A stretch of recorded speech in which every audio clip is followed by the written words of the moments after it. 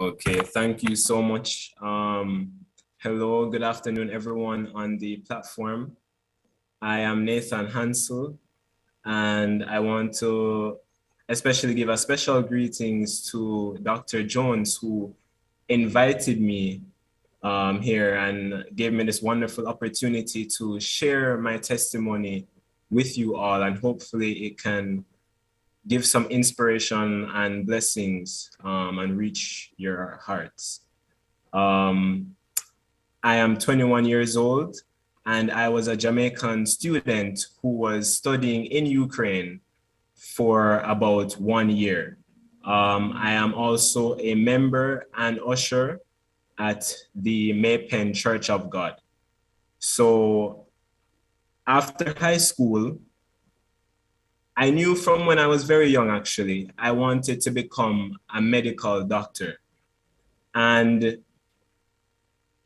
it's not exactly the easiest field to go into study, especially because of the costs of this to do this course at medical universities. Now, I found out about Ukraine from a friend, and then I also saw it in the newspaper. So I did some research and I realized that it was a considerably reduced cost compared to Jamaica and other countries. It's considerably reduced cost. The tuition was extremely affordable. The cost of living was relatively much cheaper as well. The schools there have, most of the schools there, at least the school I went there, it had worldwide recognition and accreditation, um, possibly due to, because the university I went to was so old. It was founded in about 1805, so that's over 200 years old. Kharkiv National Medical University. Um, and then I realized, wow, this looks like a place I could actually go. Now, I did realize that it was very far from home. And I also realized that they have been having issues with Russia, but nothing major. And I was determined to fulfill this passion of mine. So I decided to take the leap and I ventured across the world to Ukraine. Now, in Ukraine, I settled down. I found a church there. I made a number of friends. It was a beautiful country in my opinion. Very cold though. I wasn't used to the cold, but I made lots of friends. It had a good transport system. I even got a part-time job as an English teacher. It was overall a good experience so far. I completed my first year of university. Um, However, I will say that the country, the citizens, most of them are friendly. Most of them will help you out, especially with the language barrier, because you know they speak mostly Russian and Ukrainian. But there were subtle signs of racism, but I think that that's kind of expected. But nothing blatant, and most of the time I didn't experience any at all. However, when I was there, I started to read up about this troop buildup right at the Russian border.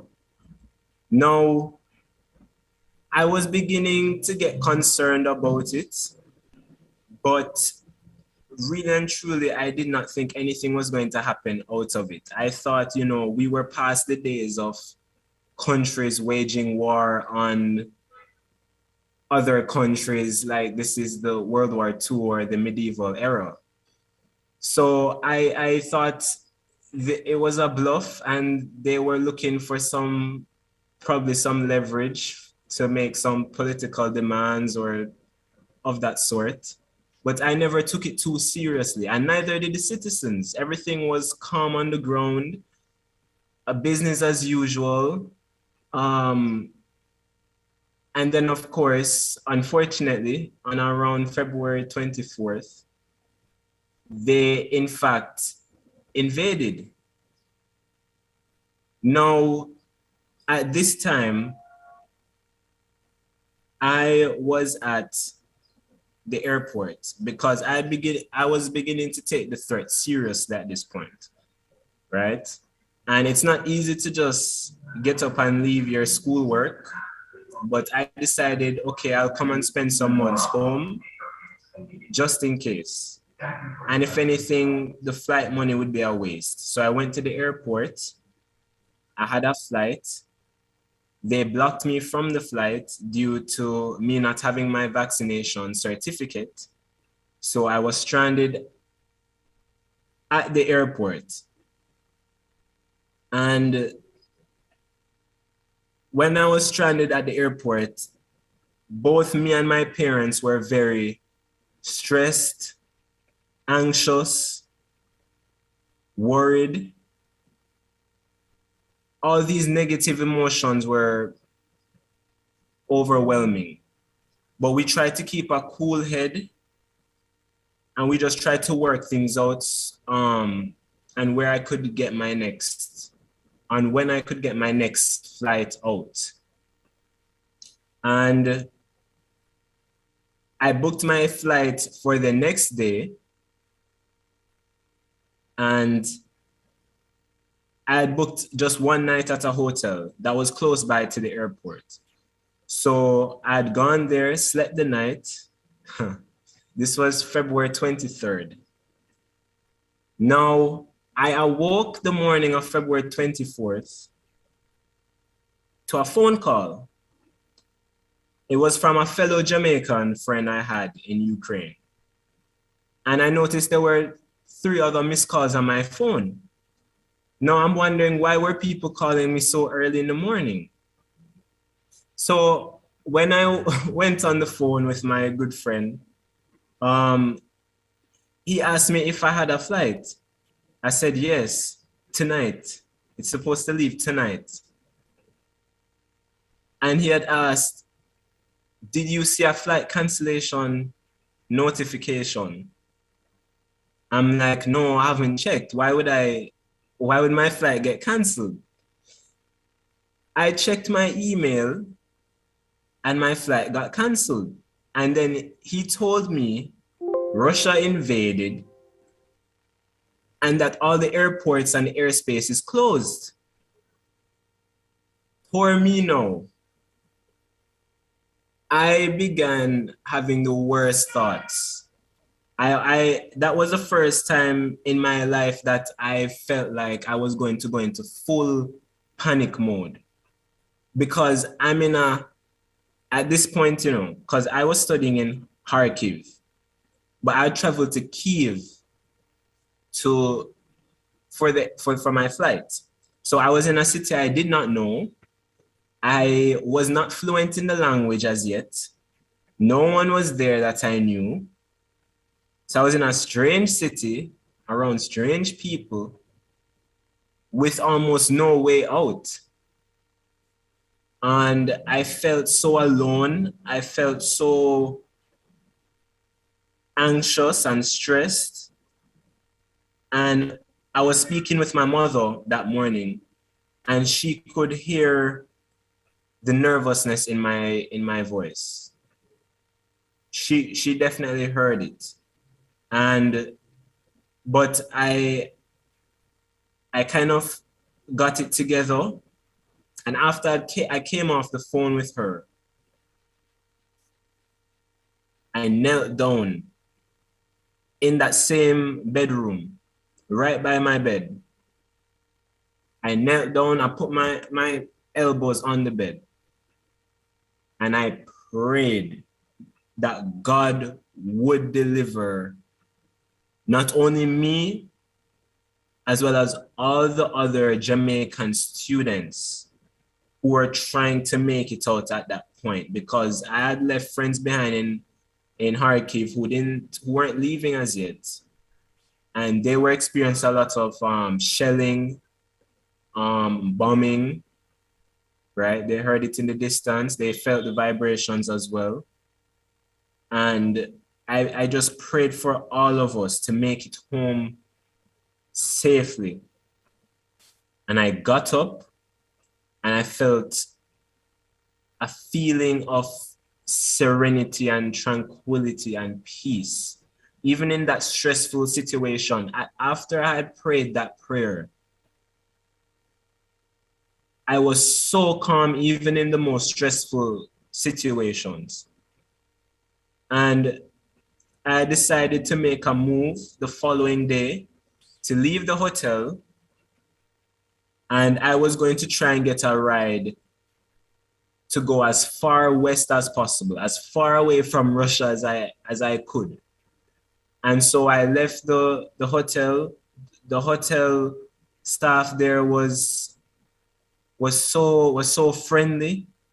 She booked me a taxi, the receptionist, she booked me a taxi to go to the train station so I could go to the center of Kiev and then try and find my way west from there. So I brought what luggage I could, and then I took a taxi there.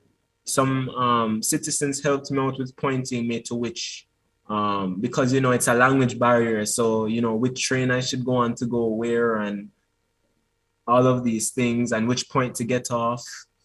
So I'd gotten off in Kiev and I went inside the Kiev train station to try and find a train to Lviv, which is the city closest to Poland. Because at that point, the best move would be to go to Poland because there are no flights at that point. And that train station was complete chaos. Complete chaos. I mean, it was packed to the brim with people. It was packed to there were people there shouting, extremely long lines to the information desk, people there crying.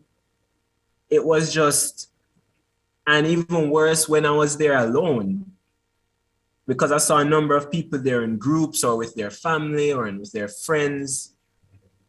And I just felt so isolated. But God was there with me,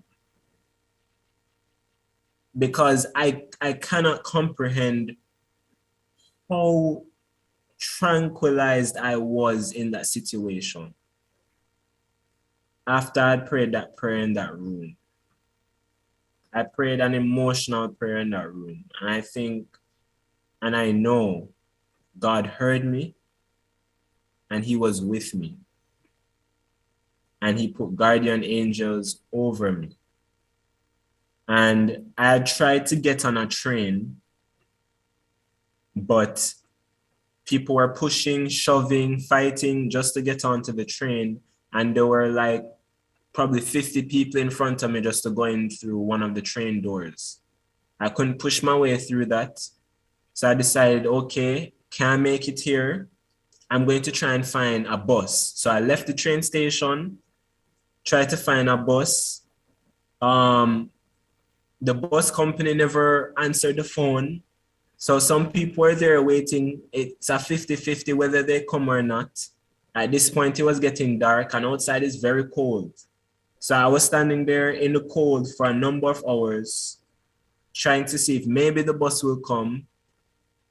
But I'm like, I can't stand here forever. And at this point now, there are these sirens in the city that notify the people when there's going to be an airstrike. So the air raid sirens were going off at this point, very loud, very unsettling. Some people were running for cover, but I didn't want to lose my space in the line. And I felt this feeling of courage that nothing would happen to me. So I stood there nonetheless, but there was no strike, thank God, at least where I was. but the bus still was not there. So I was like, okay, I can't keep standing here. Let me try my luck at the train station again. So I went back to the train station again, still the same mess. But I managed to get at the front this time. And praise be to God, after a number of hours of waiting again, I was able to shove my way through and get a spot on that train. I had gotten to Lviv. I met up with Tariq and Owen, the same friends that called me and told me about the invasion. And we had waited there for the rest of the Jamaicans to rendezvous with us. And then we decided to make a unified plan so that we would all go to the border together and try and get processed together. We chartered 2 buses. We skipped a lot of the line at the border because it went back for miles, like several miles. And at one point, we had to stop because we're blocked. But the bus drivers got us as far as they could. And then we decided to do the 30-kilometer trek to the Polish border. Now, I'm not sure how many of you have felt negative temperatures, but to walk that distance in that cold and you're exposed to the elements, it's not the easiest thing you can do. Trust me. Some of us wanted to go back to Lviv and maybe get a train, but we decided we were going to walk. And we walked for several hours. There were some good Samaritans along the way as well. We got a couple lifts. And we eventually reached the border. We started walking from 12:30. We reached around 7. And we were exhausted, tired, cold. And as a matter of fact, when we were at the border waiting in line, because the line was ridiculously long, one of our friends, she was a Jamaican student as well. She was with us. And she literally passed out from hypothermia because it was just so cold. We were exhausted, and then we had to be waiting hours in those sub-zero temperatures. So, but she got medical attention, and God eventually delivered us through. We got through at about 5 a.m. And then that's where we were met with Miss Seeley and other Jamaican contacts there, who got us to a hotel. We slept, we ate. But trust me, it was not just recalling it now, it's so surreal to me that I had gone through that. And we eventually returned home, as you know. And with regards to readjusting to Jamaica, Jamaica is hot, very hot. And coming out of that cold weather to this hot, I would say that was the hardest readjustment. You know, this place, I forgot how hot it was. But, you know, I was so glad to be back home and see back my parents, right? And for them to have seen me back in one piece. And trust me, if I never had faith, if we never had faith, because they prayed as well, if we never had faith, I don't think you would have seen us today. Our faith truly sustained us.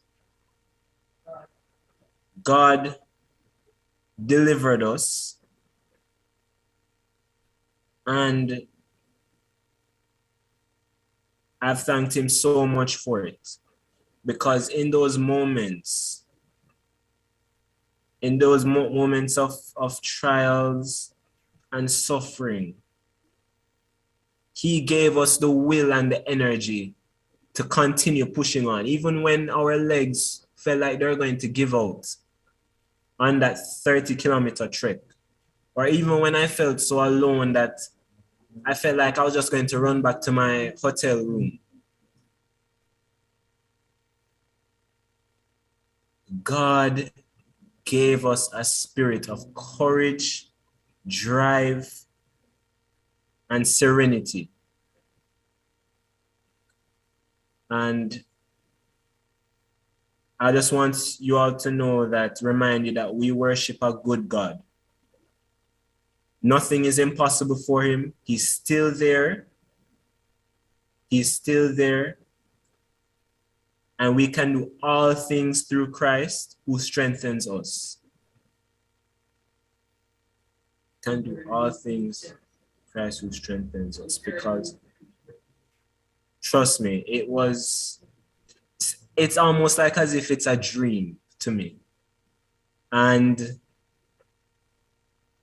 after this whole ordeal, I believe God delivered us for a reason. He has a vision for us. He still has a purpose for us. It didn't sink in as yet when I had just returned, because, I was just glad to be home. But, my studies were interrupted, and all of our studies were interrupted, and we were left in limbo, not sure of what the next move would be. A number of us spent years there, and now it's almost like as if all of those years would have gone to waste, all of that time, all of that money. But we believe God still has a purpose. God all made us with a purpose. He still has a vision for us, and we can't see it yet.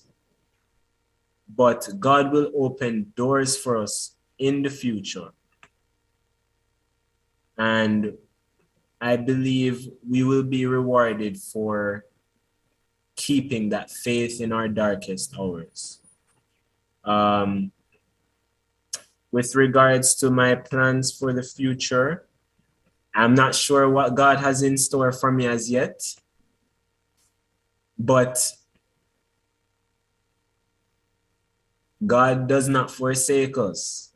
So I'm keeping optimistic, and it's just for me to wait and see, and then seize the opportunity once I get it. But thank you all for listening to my testimony. I hope it inspired you, and I hope that you felt blessed. And I hope it was a good reminder that God is not sleeping. No matter what you see happening in the world, God is not sleeping. He's still answering prayers. He still dwells within us all.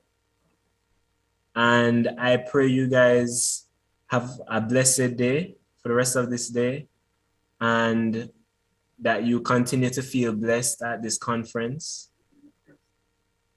and that you continue to trust God. Thank you so much. Goodbye.